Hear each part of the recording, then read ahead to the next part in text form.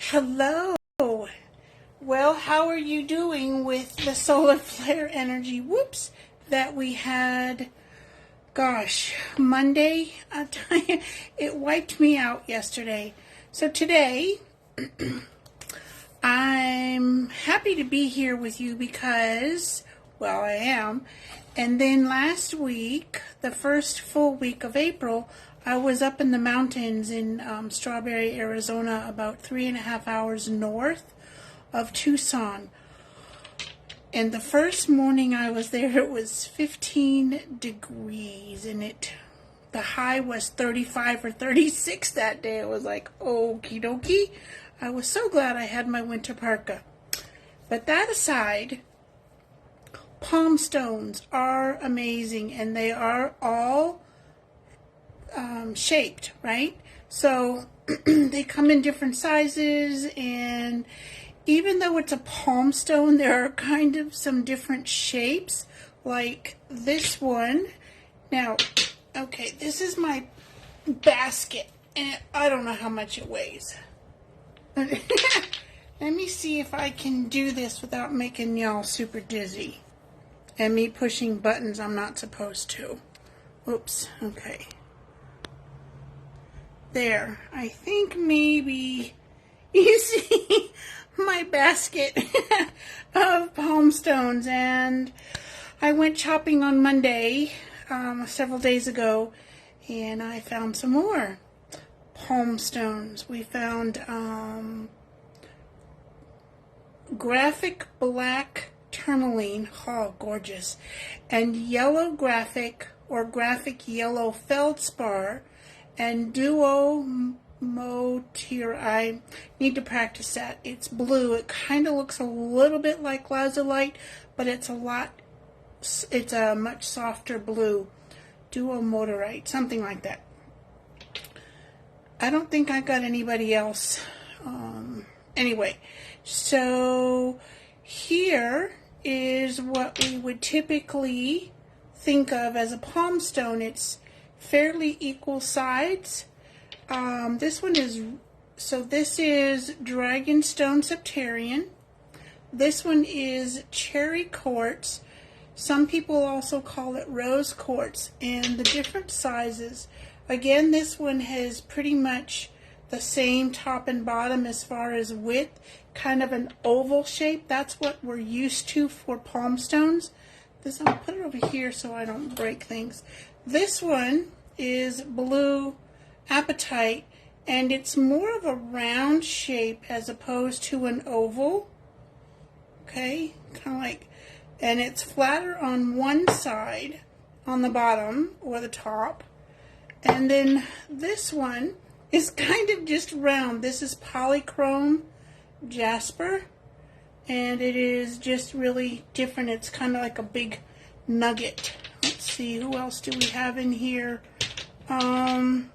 Cappuccino jasper is kind of like this one too, the polychrome. Well, the polychrome is more of a great big huge tumbled stone size or shape. And then this one is just like almost like a flat button, kind of like the blue apatite. So I can hold it so that you can see it differently this way. Let's see if I can do it that way. Okay, so okay, maybe this way. So the blue apatite has a little bit of a rounded base and a very rounded top, and the orca, at least this one, is just really flat on the bottom, so you can see that, as opposed to the great big tumbled style polychrome. Let's see, who else do we have?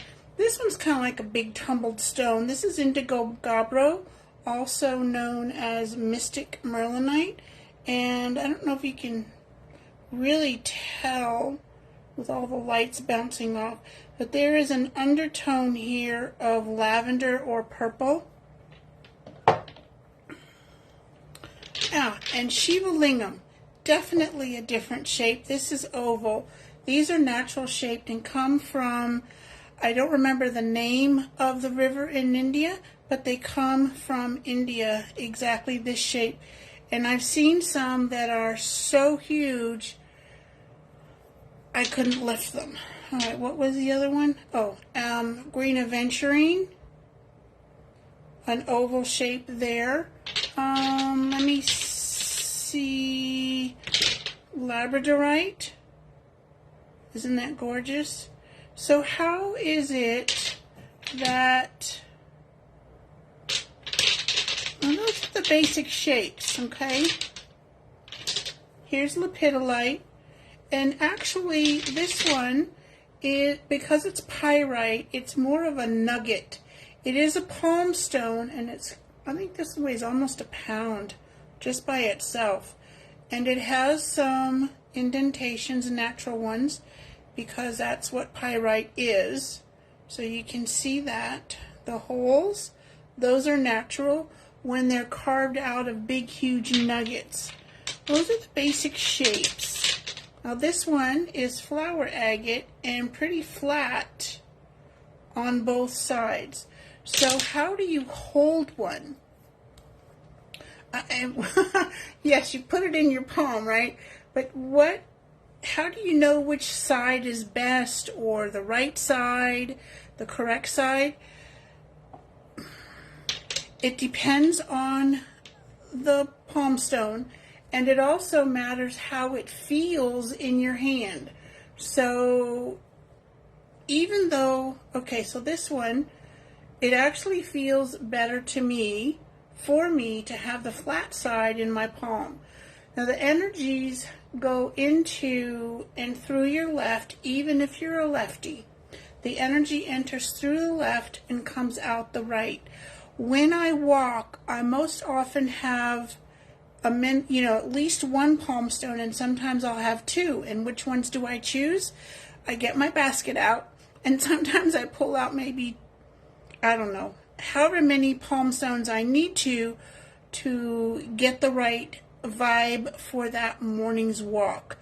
And I do not focus on the metaphysical properties or trying to remember them, because whatever it is you're feeling, you're healing, you're working through, you want to experience more of or less of, whatever that is, one or two palmstones that will want to connect with you vibe, and they'll feel differently. And all of these, I can't believe how many palmstones I have. Anyway, all of these are, they resonate with you at different times, right? And for different purposes.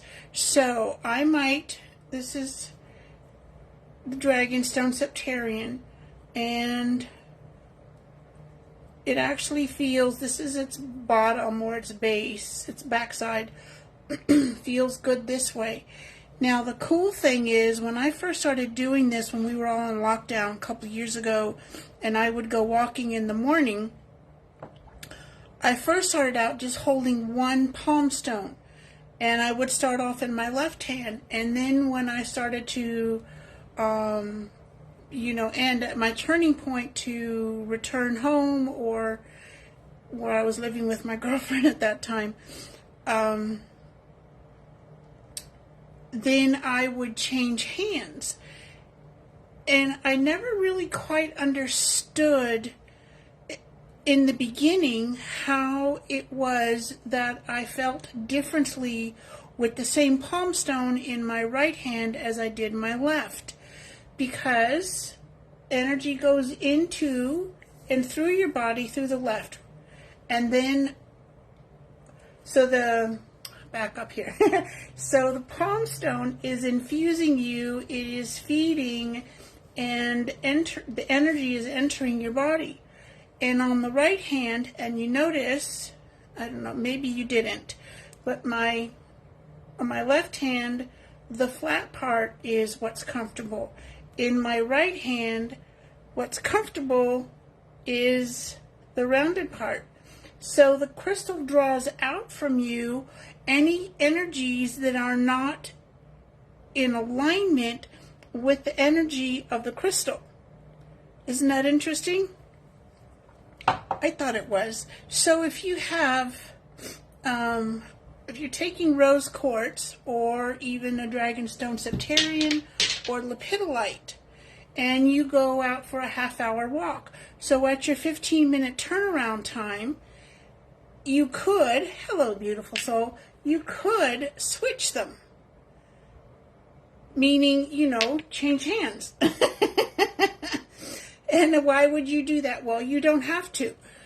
The rose quartz is very much a healing stone. It's one of the master crystals for your heart chakra. And then lepidolite is also, it's a divine feminine. So you can see all the beautiful purples in this guy. It is divine feminine, goddess energy, heart, crown. Okay?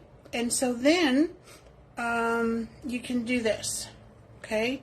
Now I have on my desk, in addition to all the ones in my basket, and I swear nicely that it probably weighs about 10, maybe more than 10 pounds.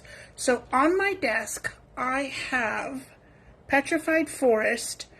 This is not exactly a palmstone, but it would be something that you could hold. This is my menolite or fairy stone.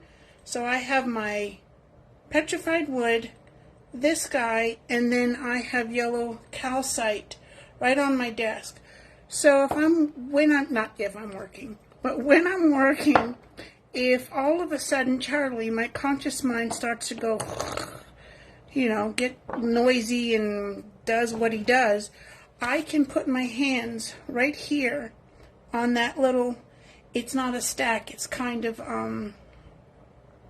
well, in a line. They're all touching each other. And then I have this piece of selenite right next to them, literally. So they have the yellow calcite, the fairy stone, and the petrified wood all here touching each other.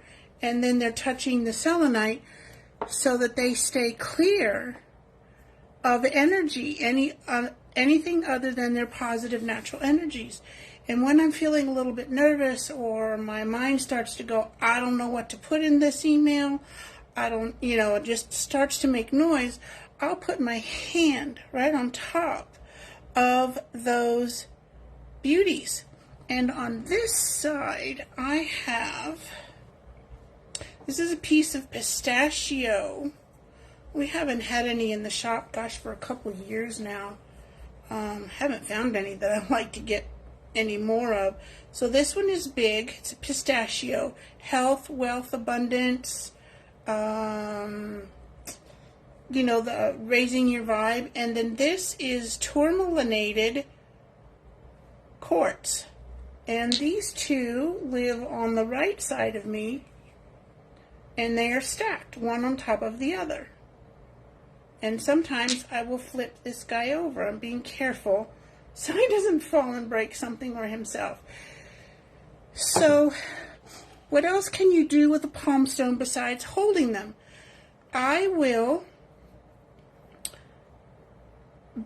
holding them during a walk, you can have them on your desk.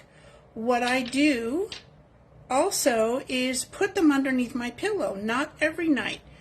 And I tend to use the flatter ones because, you need to sleep, right? And so we've got Mangano pink calcite. It looks almost white, but it isn't. And I don't know, do I have anything white? No. I don't really have anything white. I guess you can put it close to, this is the orca, so you can see this is a little pink. This is white on its base. Anyway, okay. So you can put as many under your pillow as you want to. And again, it's all about what's resonating with you in the moment. And the crystals, the palmstones, will work with you during your sleep time when the conscious mind is otherwise occupied with, not talking because it's sleep time. And there you have it. If you have any questions about palmstones, specific ones, or what else you can do with them, just pop it in the comments, okay? And I'll be back around, and if you would, I'd love for you to share this so other people can see it, maybe get some information or confirmation, validation about what they're doing with their palm stones.